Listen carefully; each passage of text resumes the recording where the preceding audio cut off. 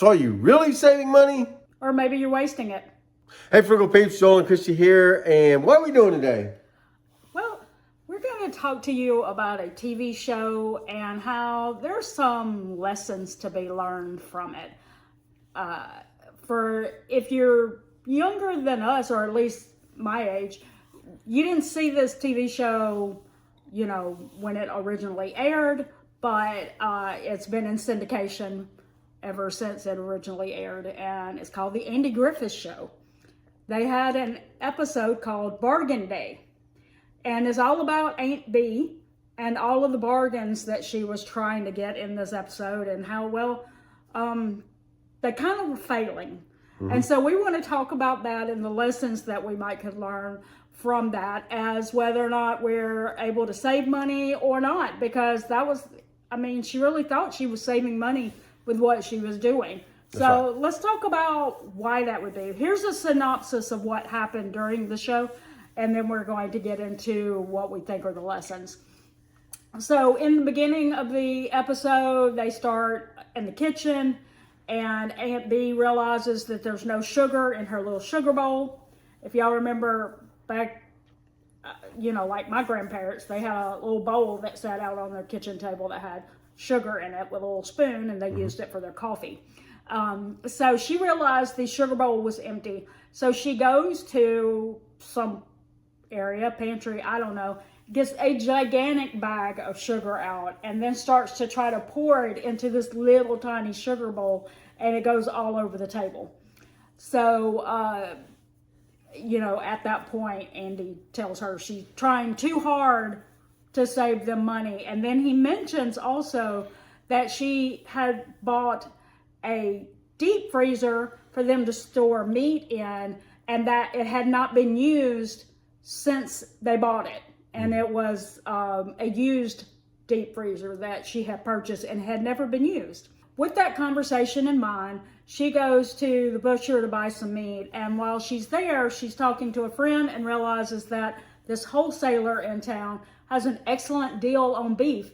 And so she runs over there to this wholesaler, and his price of beef was way lower than the butcher's. But the only catch was she had to buy a whole side of beef at one time. She couldn't just buy a couple of packs and try it out first.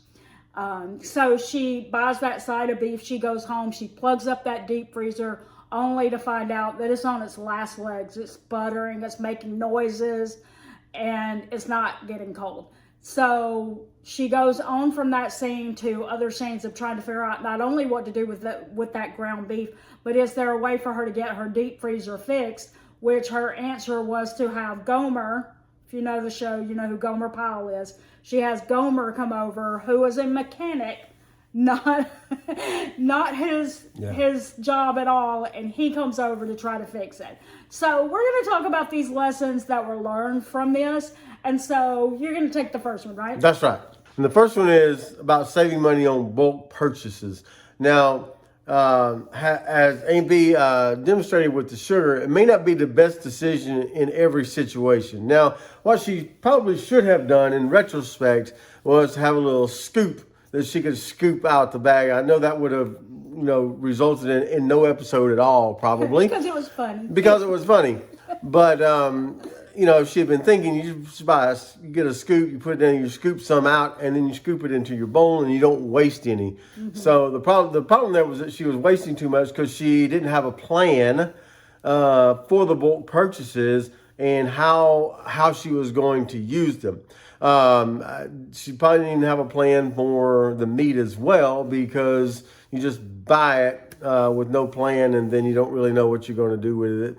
You don't really know what it tastes like, and actually the meat turned out to be kind of tough that they had bought. So I think that the lesson here for the bulk purchases is to make sure you have a plan with what you're going to buy, so that you don't waste it. So our second one is, if it's too good to be, it's probably not a good deal. So in the scene, first of all, you've seen that she bought the deep freezer from an auction, and she had no idea that it didn't work properly. So just because something sounds good doesn't mean that you shouldn't go to great lengths to make sure it works. An auction is probably a horrible place to try to buy anything that's like electronic. I don't know, like in an auction, would they have plugged it up so you at least could see it worked? More than likely, yes. More than likely. So they didn't write that in the story that happened, but I would say that's something you have to watch out for, especially at thrift stores and discount places or whatever. You need to, or rummage sales, yard sales, you need to be able to see that it actually works before you buy something, that it functions. And then also back to the beef that she bought, that he used in the bulk purchase section, is also in this section, because we're not saying that you shouldn't ever buy meat that's discounted, but if it's a huge difference in price, and they also have as a stipulation that you have to buy a whole side of beef at the same time, it might be something that you should really reconsider or think about hard, because there might be a reason why they're trying to get offload this beef real fast. For instance, like if you look online and you look up the price to buy a side of beef, it's not going to be like several dollars less per pound than what you buy in a store. It's going to be like pretty consistent, but the difference is that you're buying it from a local butcher or something like that. It should be good quality. That's why you buy a side of beef or a half a cow. It's not because you're trying to save a ton of money on beef. So like right now, the price of beef is like, I mean, if it's ground beef, it's like $4 per pound. If it's more, like, but if you saw all of a sudden, this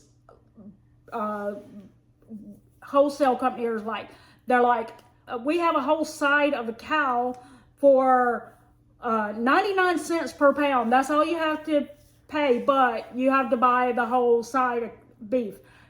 You should really like say, that is really, really so low that I would question it. I would want to buy one pack and just make sure that there's nothing wrong with it, because that's really questionable. And so that was kind of her thing there. She didn't question why it was so much lower. It was just like, oh, this is such a great deal. So, sometimes too good to be true is just that. It's not a good deal. That's right. And then number 3 is refusing to call in an expert. Now, this one kind of hits home with me because I like to fix things. And that's one of the things that I do at work to save us money at work, is fix things that I can fix. I teach myself certain things, and if I'm able to fix it, then it saves us on a service call and things like that. And you may be a tinkerer as well. You may want to tinker around with things and see if you can fix them, and that's great. But the point here is to know your limitations. I know where the cutting off point is for me as far as trying to fix something and when I need to call somebody. And so I think the idea here is that Aunt B did not. She called Gomer. Andy kept telling her, call the man, which is the actual repair man, but she called Gomer to come and fix it, and he couldn't. So know your limitations. Know what you can and cannot do. What you can do those things, and what you can't, call in an expert to come in and take care of that for you. You may spend a little more money in that sense on the front end, but it'll save you more money in the long run because you won't have to continue to make repairs. That's right. And you won't end up in the hospital because somebody got electrocuted or something. Right. That's right. Yeah, you don't want that either. Yeah, like especially if it's like anything to do with electricity or something, you want to be super careful with what you take on yourself. That's right. That's right. All right, so drop us some comments below and let us know maybe some ways you think that people aren't saving money or something like that. If you have some more, we'd love to hear those in the comment section below. But I think that's going to do it today for saving money for the long run with Joel and Christy. And don't forget, it's the long run. Give yourself a little grace. Bye.